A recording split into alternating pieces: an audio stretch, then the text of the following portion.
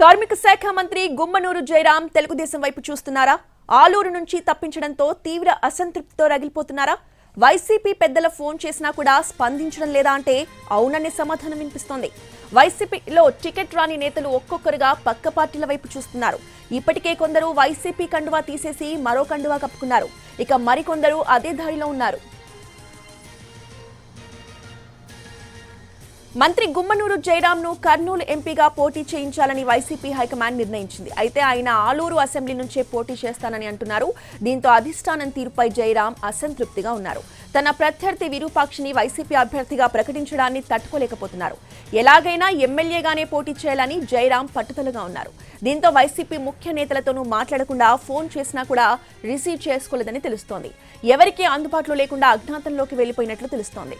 సోదరులకు ఫోన్ చేసినా స్పందన లేకపోవడంతో జయరాంపై అధిష్టానం ఆరా తీసినట్లుగా తెలుస్తోంది.